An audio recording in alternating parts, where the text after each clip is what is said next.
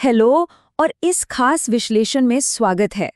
आज हम 2026 किया सोनेट का पूरा पोस्टमार्टम करने वाले हैं। हम इस बात की गहराई में जाएंगे कि क्या इसका हेड टर्निंग डिजाइन और मॉडर्न टेक से भरा हुआ कैबिन इसकी थोड़ी स्टिफ राइड और पिछली सीट की कमी को पूरा कर पाते हैं। देखिए, मार्केट में सब कॉम्पैक्ट एसयूवीज की लिटरली भीड़ लगी हुई है।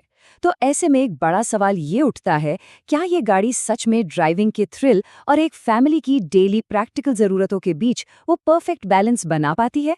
चलिए पता लगाते हैं। अगले कुछ मिनटों में हम इस गाड़ी को 6 अलग-अलग एंगल्स से टेस्ट करेंगे। इसकी मार्केट पोजीशन और टेक से लेकर daily performance, family space, rivals के साथ टक्कर और सबसे जरूरी चीज लॉन्ग टर्म मेंटेनेंस का पूरा हिसाब किताब। तो शुरुआत करते हैं इसके मार्केट प्रेजेंस के। आखिर ये गाड़ी सेगमेंट में इतना तहलका क्यों मचा रही है?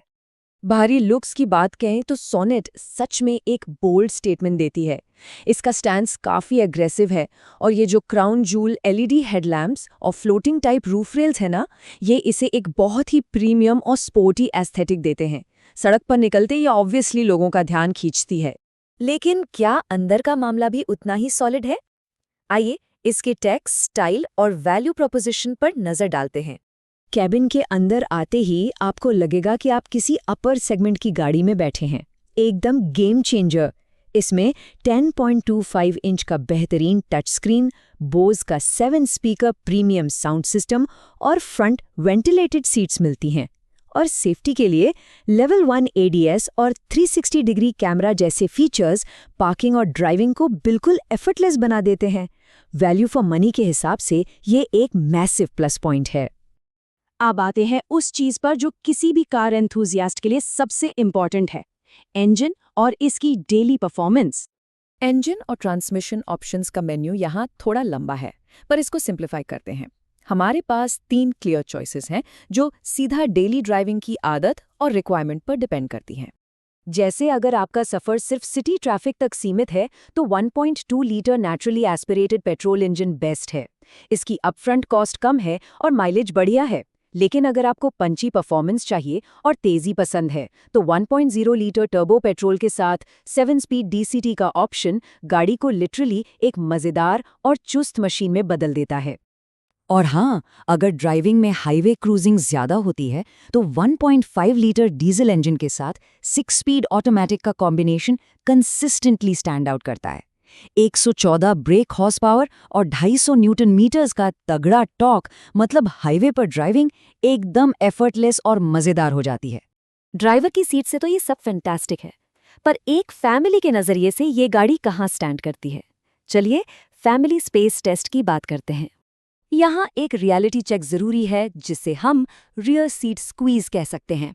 देखिए, कंपनी ने 385 लीटर्स का मैसिव बूट स्पेस और एक्सटीरियर की अग्रेसिव स्टाइलिंग को इतनी प्राथमिकता दी है कि इसके चक्कर में पिछली सीट पर बैठने वालों के लेग रूम और शोल्डर स्पेस के साथ समझौता करना पड़ा है। एक्सपर्ट रिव्यूज भी इसी बात की तरफ इशारा करते हैं। असल में पिछली सीट 2 अडल्ट्स के लिए तो बिल्कुल ठीक है, लेकिन अगर फैमिली में 5 सदस्य हैं तो पीछे 3 लोगों का बैठना काफी तंग और थोड़ा अनकंफर्टेबल हो जाता है। और सिर्फ स्पेस ही नहीं, राइड क्वालिटी भी एक फैक्टर है। इसकी स्पोर्टी हैंडलिंग और इन क्रिस्टल कट एलॉय व्हील्स की वजह से सस्पेंशन सेटअप को थोड़ा स्टिफ रखा गया है। इसका नतीजा यह है कि खराब रास्तों पर कम स्पीड में आपको कैबिन के अंदर थोड़े झटके ज्यादा फील हो सकते हैं। तो इन सब खूबियों और कमियों के बावजूद मुकाबले में ये कहाँ खड़ी होती है?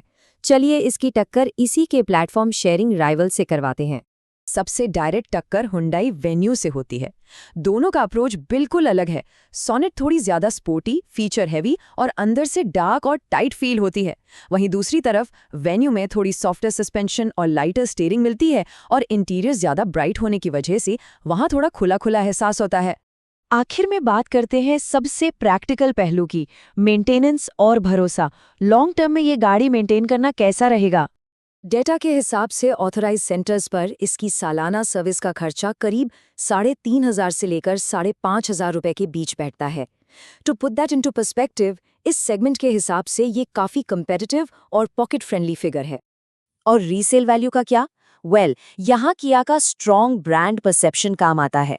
अपनी लॉन्ग फीचर लिस्ट और डिमांड के चलते 3 साल बाद भी ये अपनी ओरिजिनल कीमत का करीब 86% रिटेन करती है और 5 साल बाद भी ऑलमोस्ट 53% हिस्सा बचा कर रखती है।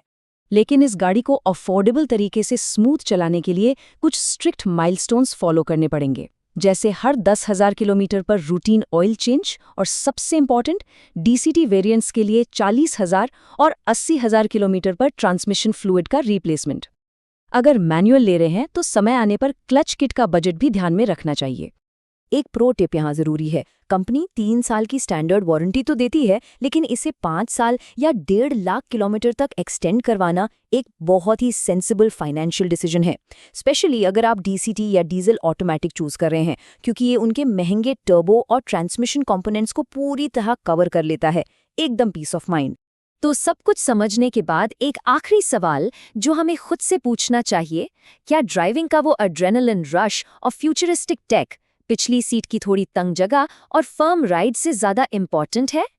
ये फैसला पूरी तरह इस बात पर निर्भर करता है कि प्रायोरिटी एक ड्राइवर फोकस्ड मशीन है या एक कंप्लीटली फैमिली फोकस्ड SUV। उम्मीद है इस विश्लेषण से 2026 किया सोनेट की पूरी पिक्चर आपके सामने बिल्कुल साफ हो गई होगी।